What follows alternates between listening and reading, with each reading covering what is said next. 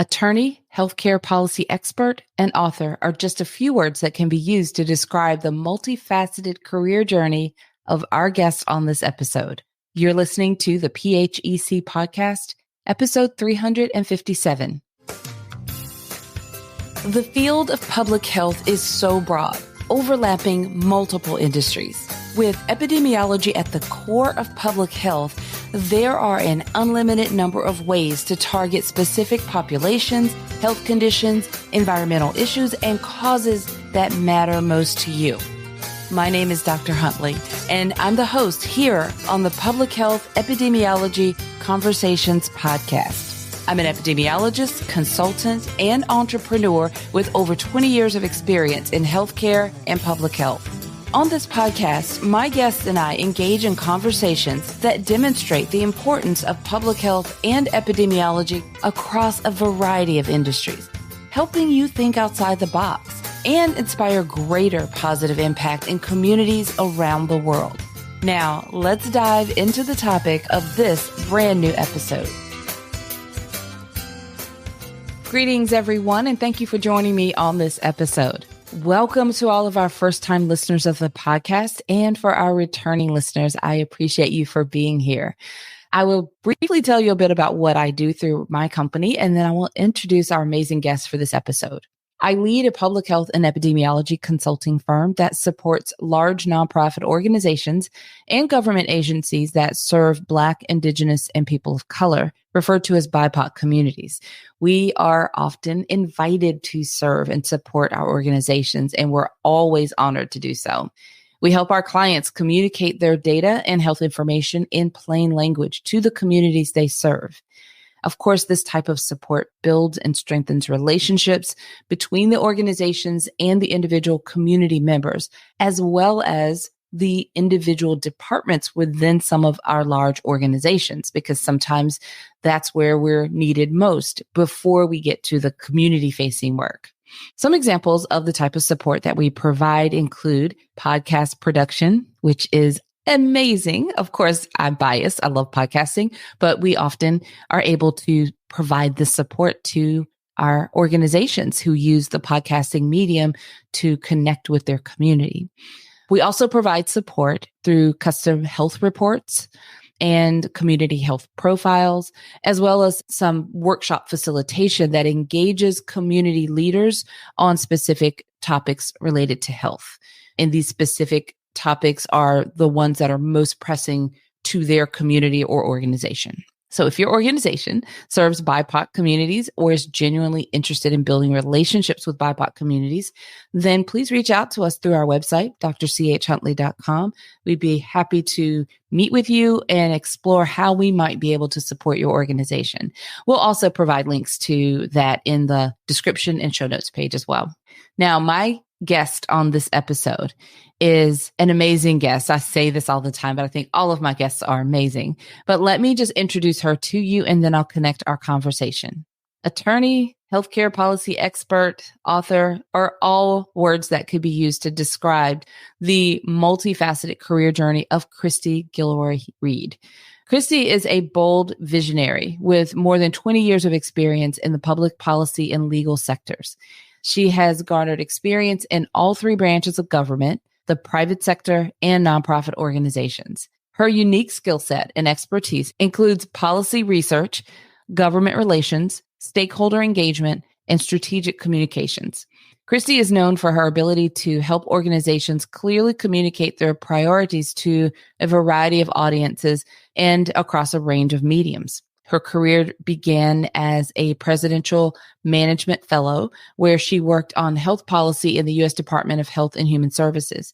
During her tenure, she also worked in the U.S. House of Representatives Energy and Commerce Committee and the Executive Office of the President, Office of Management and Budget. She later accepted a position at the Administration for Children and Families, where she worked on policies to promote the economic and social well-being of children, families, and communities. Kristi held additional senior and legal policy positions at national trade associations and patient advocacy organizations, including the Council of State Governments and American Cancer Society Cancer Action Network and the Alzheimer's Network. In these roles, she gained expertise in developing and managing federal and state policy and advocacy initiatives. Additionally, she is adept at developing practical strategies to bolster organizational diversity, equity, and inclusion efforts and making DEI a strategic business priority. A reading enthusiast with a passion for writing, Kristi is also the author of Harper Counts Her Blessings, a children's book that highlights the timeless importance of gratitude and thankfulness. Kristi's writing has been published in several media outlets, including CNN, Washington Parent, The Washington Informer, and Pivot Magazine. Kristi earned a bachelor's in political science from Loyola University in New Orleans, a Master of Science in Public Policy and Management from Carnegie Mellon University, and a JD from Duke University. She holds a certification in leading diversity, equity, and inclusion from Northwestern University. Let's connect my conversation with Kristi right now. Well, I'm happy to introduce all of you to our guest on this episode. I have with me Kristi Guillory Reid. Kristi, how are you doing? I'm doing great today. Thank you for having me, Dr. Huntley. I'm so happy to be here. I'm really happy to have you here and to have this conversation. We had a brief chat a little while back, and I thought you'd be a great guest to have on this episode or on the podcast in a future episode. So I had made a mental note back then, and took us a little while to get our calendar synced up, but I'm really happy that you're here. Let's start with you just telling everyone a little bit about who you are and what you do. I am president and CEO of my own consulting firm, Kristi Guillory Reid Enterprises. By way of profession, I'm an attorney, consultant in a variety of areas. I provide consulting in health policy, public policy, but my main specialty is health. But I've worked extensively in other areas as well, strategic planning, as well as helping organizations prioritize diversity, equity, and inclusion. I love that. So I think that I've talked to, I think from the legal angle coming into, with the overlap of policy and health and your interests, this is an absolute great fit for public health in this conversation. And let's just dive in because my brain is thinking and ticking about all the things that we've talked about. Just a little bit that I've gotten to know you. I like to roll back a little bit. I love sharing the journey of how you got to where you are now. So one of my favorite questions to ask on the podcast is, when did you first learn about public health? And that's a great question because many people think lawyer or how did all this come to be? I didn't necessarily learn about the term, public health until later. When I was because I also have a graduate degree in public policy, I thought I wanted to go into education policy at first. So healthcare wasn't really on my radar, but I was also learning just about policy overall and what's involved in the analysis and study of public policy. It wasn't until I got my first job out of graduate school, I was selected to be a presidential management intern. Now they call it fellow. So the program has changed. And I was hired at the Department of Health and Human Services. So I was like, well, this is healthcare. I was like, well, I've been placed here, so I'm going to do all I can to learn about healthcare from the federal government standpoint. How is policy made? How is a federal budget put together? And all of these various aspects. And I really, really liked what I was learning. It was really interesting to me, even though at that point, I will say, I was learning more about the human service side, but still it was at the Department of Health and Human Services. But to kind of fast forward, it really wasn't until after law school and subsequent jobs where I was working at trade associations that really dealt more with public health issues. And I was more familiar with population health and all the terminology and all discussions about public health when I worked at the American Cancer Society and also worked at the Alzheimer's Association. So it was much later that I was in kind of more public health facing organizations that I learned about it, because it wasn't something I said initially, this is what I want to do in this realm. I knew I wanted to be in the policy world, but later finding myself more in public health conversations and organizations that made decisions based on public health data. I think that's interesting to hear because I'm used to, of course, when I interview folks that are like public health degree, this is their track, I ask that question, and myself included, we kind of found our way here. So it's really interesting to hear how you describe it because I didn't even know that public health was the thing when I was pursuing health career. I mean, I was pre-med and I thought that was the direction. And I kind of discovered public health along the way. So I think it's interesting to even hear you describe how this was on your radar, but how the path led you here. I'm curious, as you moved closer into public health, does it feel like a fit? For me, it felt like kind of what I was looking for all along. I just didn't quite know that there was a name for it, but did it feel like a fit for you? It did. It felt like a fit for me, there are a number of things in order for something to feel like a fit. It has to be alignment with my skills.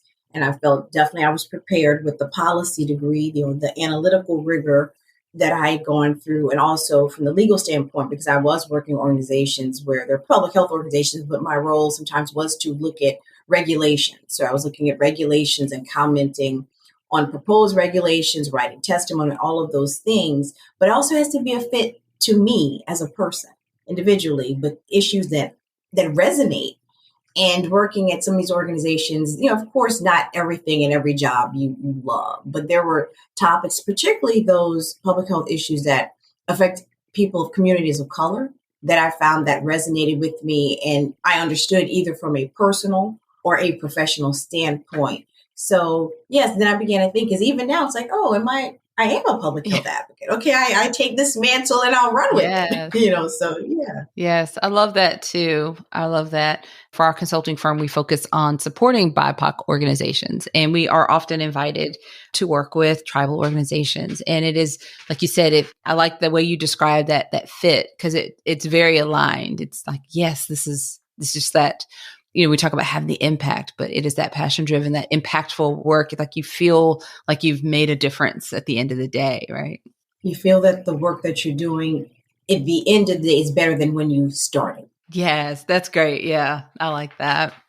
So another question for you is, considering your journey to this point and kind of the work that you do, and I know you have some niche areas, is there a particular population or condition or public health problem that you're most passionate about now? I don't know if there's one. I mean, I think when I look back some of the organizations that I referenced, and just again, thinking about health conditions that have affected those close to me and just professional experience, I know you asked for one, I'm going to probably say two, but I definitely think, actually three. So I'm probably really going to go over what you asked for. But brain health.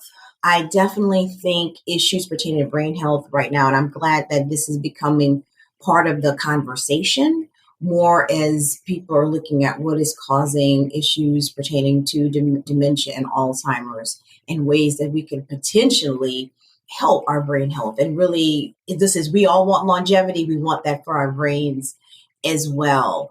And I also think cancer, I'm looking at the etiology of that and how it definitely affects populations of color, but also from that aspect, access to proper cancer screenings. And there are many other factors that affect access, because I always look at the whole picture, all of the social determinants. Because yes, as I said, I've worked on other policy issues, but many of them, there's an intersection with health. If you don't have access to transportation, that's going to affect you being able to see your doctor. You live in a food desert, access, proper nutrition. So all of these things I think I always tell people, and always use this little gesture, like it's like spokes in a wheel. Everything kind of fits in here. Here's the healthy person that we want in the center. But brain health, cancer, and I'm just going to say a third. We are now also, I think, opening up the conversation about women's health and the need for increased funding for women's health research. And also for women of a variety of ages, they're talking about menopause. They're talking about the lifespan.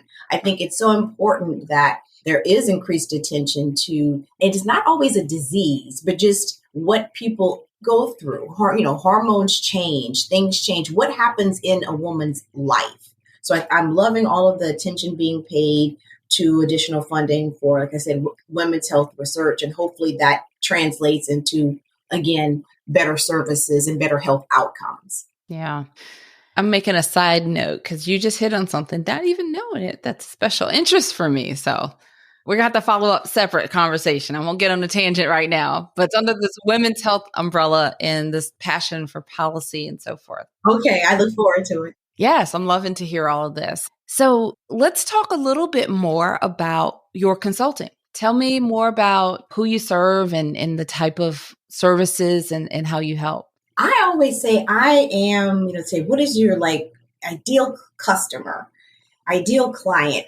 I do think for me, while it may sound narrow, I think I'm open to a variety of clients, but for me, I would sum it up like this. A client or organization, because it could be one individual or an organization that is equity focused, because that is very important for me, helping organizations look at DI, but I think my niche is from a policy lens, understanding how this affects public policy.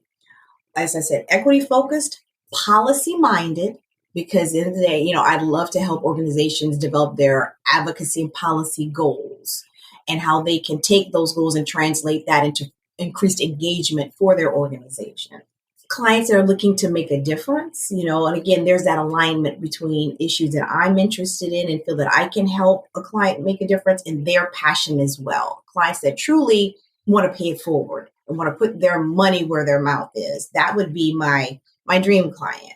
And also clients that don't mind having, going back to DEI, those hard conversations, because sometimes if an organization is thinking about having a training or a discussion, these are topics that maybe have not been delved into before.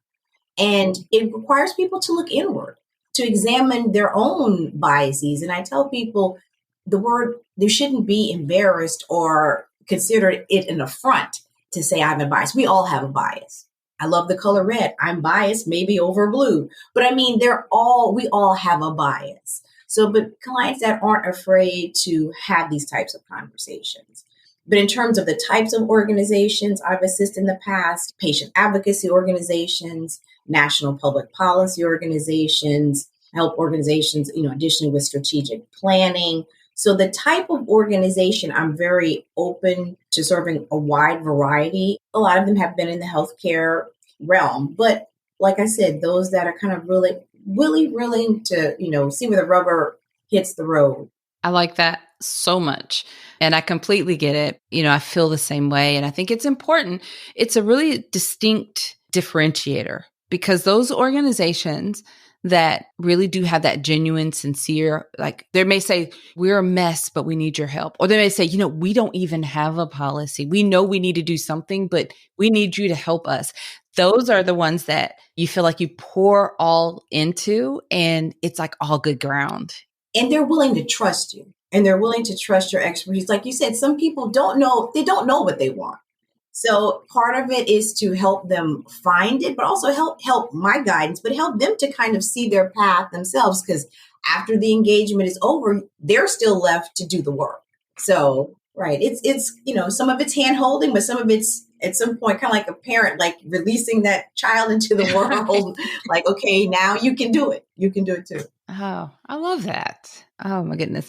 I think that in public health, especially because we keep hearing about how it takes a long time for these big organizations to make the changes that they want to make. And you think about whether it's on the federal level, the state level, when you've got a large organization, a lot of people and departments, you may have some that are more motivated than others. And then you've got its own internal policies that they trip over.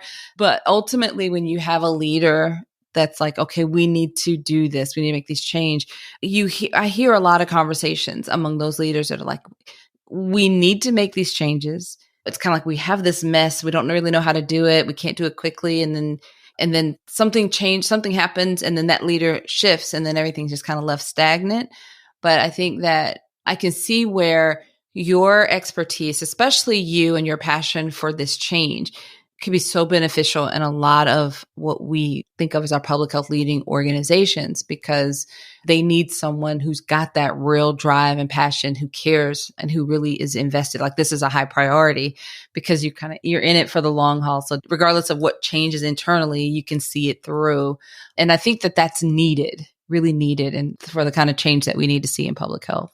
I definitely would echo all of that and agree. And also, as a part of policy, and also another aspect, service that I provide, I think what's also important with policy are communications. I'm an author. I've written op-eds, but I think you can have the best policy agenda, memos, briefs, all of that. But if they're not written in a strategic manner, no one is going to see them, or they may see them, but it's not going to produce the change that you want. Things have to be written in a certain way, engaging. And they really also, we're talking about these topics, have to be written that in a way that anyone can understand them. Someone with no background in public health, someone can read, let's say, a one-pager and understand very quickly, this is the issue. It'll either engage them or not, and understand, okay, this is what they're trying to say. So I think communications is very important and a large part of what organizations need to really pay attention to as well.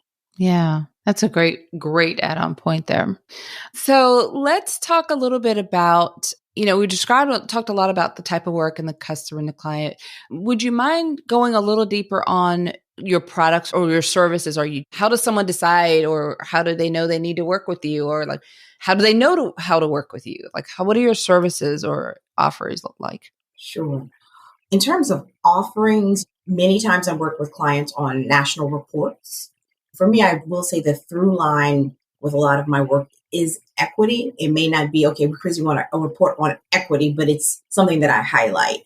I worked with an organization last year called Generations United, which I had no idea an organization like that existed, but it makes perfect sense pairing children and seniors together. And they have programs around the country, but because both populations experience benefits. Kids get to learn from older people, it's less social isolation, but you're teaching another generation. But long story short, this organization did want a report looking at how these organizations, how programs that provide this kind of service are addressing or not addressing equity. They were very specific. We wanted equity. So I produced a national report based on interviews and reviews of their internal data and gave them recommendations. So an organization that may want a report, I also do a lot of stakeholder engagement for clients. Clients want to see, well, what's the pulse? What are people feeling about a certain topic? I'm working on a project right now in the Bay Area focused on youth. It's a community needs assessment. And with that, you're looking at every need. Definitely health. We're looking at mental health. There's transportation issues, any topic, safety. But primarily, my role is to facilitate focus groups, key informant interviews, design the questions, and really interpret the data for the client. So stakeholder engagement, these reports, strategic planning I've done for organizations wanting, okay, what's the next step? What are our goals in years 3 to 5? So kind of taking the long view, strategic planning. And then, of course, there's the policy analysis that I've referenced. We are trying to figure out our policy goals. What can they be? And I work with clients on kind of figuring that out and also how to amplify their policy agenda. Nice. Thank you for breaking that down, because I get caught in these conversations, but also try to think about someone listening thinking, oh, she sounds awesome. She could be helpful. I think that helps them to kind of see how they may reach out or like what to ask for or like a starting point. So that is very helpful. Thank you. Okay. So I'm having so much fun with this. We're going to pivot just a little bit because I always like to connect the dots. And this is just your perspective, your view. And these next two questions I'm going to ask you, it's not about a textbook definition of public health or epidemiology, but I think it's helpful for us to, especially when we think of what these mean to us. I mean, it can mean very different things to each person depending on who you serve and how you're working and operating. But I think it's helpful for our audience who may have just a one-track view of or thought, or maybe they're struggling to understand what it really means. I think it's helpful when they hear a story like yours and then they hear you explain kind of what does public health mean in epidemiology and so forth. So the first part of this is, how has the understanding of public health helped you better serve and have a greater impact in the communities that you serve? That is a great question. When I think about my understanding of public health, I think it helps me to anticipate clients' needs. So I think that my background helps me to sometimes you kind of want to step a little bit ahead, but definitely can walk alongside the client because I can understand a bit of their world, understand their terminology. Sometimes clients get so wrapped up, and I'm in the DC area where we live in a world of acronyms where it's a list of nothing but acronyms and data points and just decode some of that. because I think I've been in that world for long enough. And particularly, again, going back to my passions, understanding social determinants of health, understanding their impact on communities of color, and also aging. That's another interest area of mine.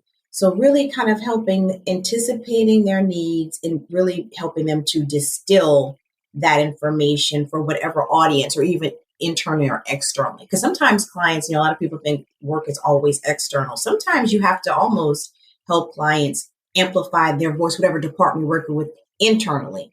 Like, well, no, this department doesn't know what we're doing. How do we get them to know what we're doing? How can we work with them better? So I think all of my experience and expertise helps me to understand, just really get a good understanding and kind of think, okay, so what's our next move, and be strategic about that. Oh, yeah, that's good. I'm so glad you added that in. That's also something that resonates with me in these large organizations like I'm talking about. Like you said, the departments, sometimes communication before we can even go out to the communities we're serving, we have to communicate within our departments, especially if there's like these, public health is known for silos. So we don't want, like, all the epidemiologists are here, all the policy folks are here, we need to really start, sometimes it's about breaking those silos and communicating. So I'm really glad you added that in there. So in that same kind of vein, how has the understanding of epidemiology helped you serve your clients and communities and have a greater impact? And that's a great follow, because they kind of go hand in hand, the understanding of public health and also the understanding of epidemiology.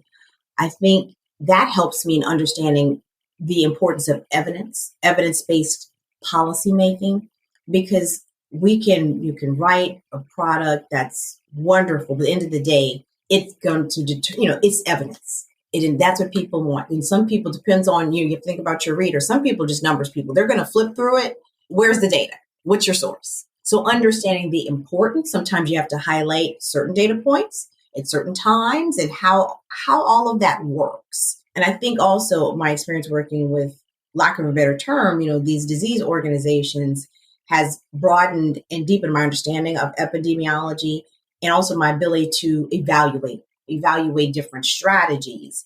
And also, based upon those strategies, what is the appropriate response? So again, it's helped me, I guess, more in develop more of an analytic framework. But again, I think when I think epidemiology, I'm thinking data, numbers. I'm not exactly a data person, but I know enough to make sense of it. And I work with people often on projects who may crunch the numbers, but I know enough to make sure that it makes sense and understand what we're talking about. And based on data, that's when you can develop these really detailed and nuanced policy and strategies, policy and advocacy strategies. And even data can play a role in trainings. When I was at the Alzheimer's Association, conducted a training on various topics on training staff in the basics of Medicaid. Medicaid is full of data, and it's state-based data, but understanding, okay, if you were presented with this, if you have to advocate on a state level, what are the data points that you need? It's all interrelated, but being able to, to make sense of it. Yeah. Oh, that's great. I have a friend who is an epidemiologist, and he's very active in actually policy. And he's always talking about, and I completely agree, but he's always saying that epidemiology and policy, and advocacy, it has to be together.